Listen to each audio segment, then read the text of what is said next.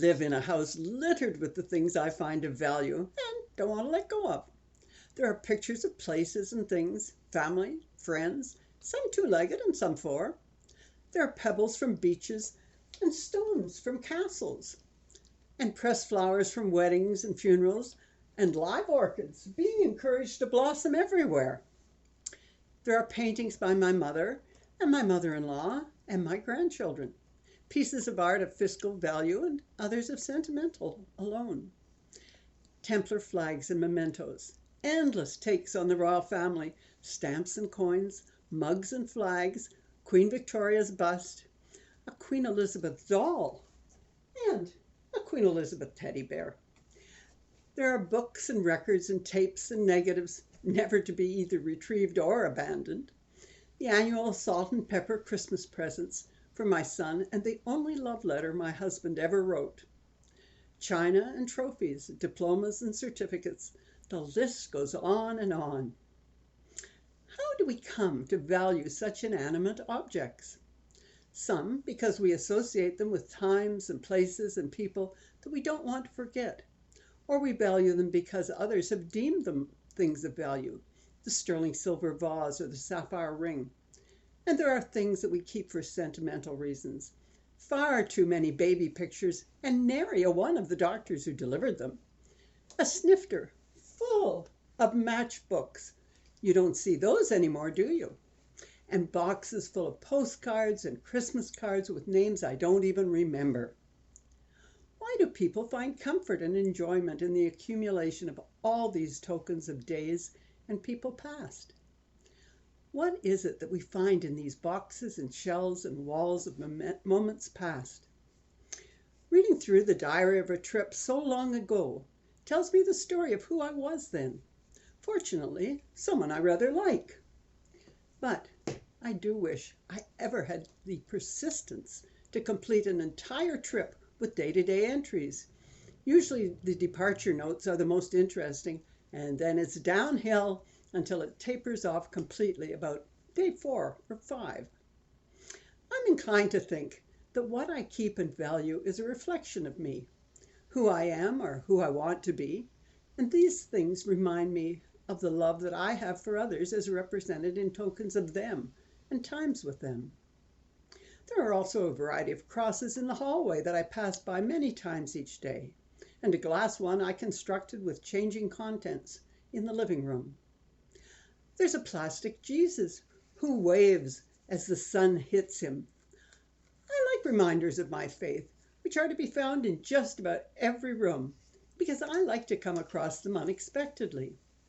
Just as I carry this wee cross in my pocket, with its story that says, reminding me, no one but me, that Jesus Christ is Lord of my life, if only I'll let him be. Back into the pocket. We all have things that make us feel comfortable or uncomfortable, happy or sad. And it's good to be reminded of our blessings, the people in our life, or who were once in our life, and live on in our memories. Lessons can be learned in the experiences that broadened one's vision and how one overcame adversity. So I look around my house as if it were the museum of my life. A living museum, admittedly, one that changes with the season or my mood or with the latest artwork of a grandchild, a photo from a day out, or the cartoon that caught my eye. Every now and then I decide that I need to declutter. That doesn't last very long. I get caught up in memories or the books that I never got to read or the organizing of all the bits and pieces of paper that make up my genealogy passion.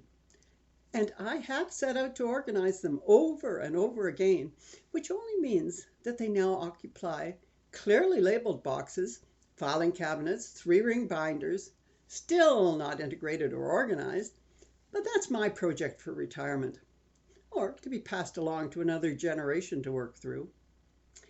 It is interesting where one finds oneself and those we love, and where we find God.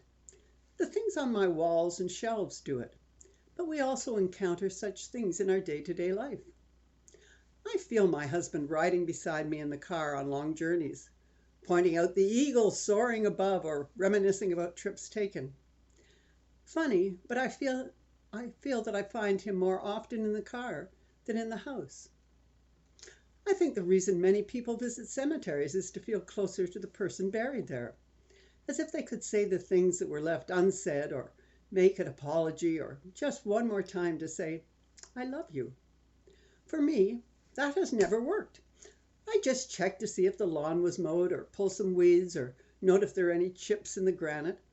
I put the flowers in a vase and make sure there's lots of water, or I tack down the wreath securely. But it really is more like a duty visit to make sure all is cared for and intact. Where I feel close is in tying up my winter boots, originally my mother's curling shoes, and reminiscing over my parents' love of sports. Or when I put aside the new black bordered toonie to be added to my father's coin collection. There's so much of the past that's gone forever. The Port Crew fishery is no more. Some of the houses remain, but I was in my teens when they stopped fishing. It's sad to see dreams of my forebears that are no more. I go by the empty field where my great-grandparents' house and barn once stood. I learned from a cousin that his family's farm is about to be sold, and I can't even find some of the places I lived in when I first left home. I go online to find out what has happened to the lives of childhood friends and find nothing. Women changing their names is so frustrating when one goes searching. And sometimes one finds them only in an obituary. So the pictures of youth and fun and laughter bring them back to me. We're the product of all that we have done and been and seen, learned and believed. It's important to never underestimate the influences and the pressures and necessities that crafted you into the person you are today. We make choices, we make plans, and then life interferes and we make changes. Or, as the old Yiddish adage reminds us, man makes plans and God laughs. Honoring the good and respecting the errors is how we make sense of our life and our being. Look about your house to see what it tells you, what's hidden away in boxes, and what is on display. Check out whose picture is the wallpaper on your computer or in your wallet. Consider what you delight in remembering and what you would rather forget. Don't be afraid of the past. It can tell you so much about who you are today and how you came to be the you that you are. Hopefully, you like that you. And if not, you have the clues at hand that can lead you to become the you want to be.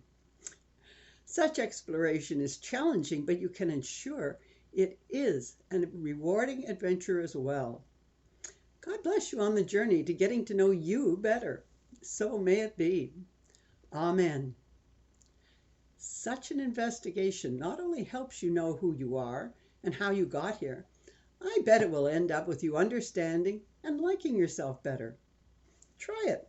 What have you got to lose?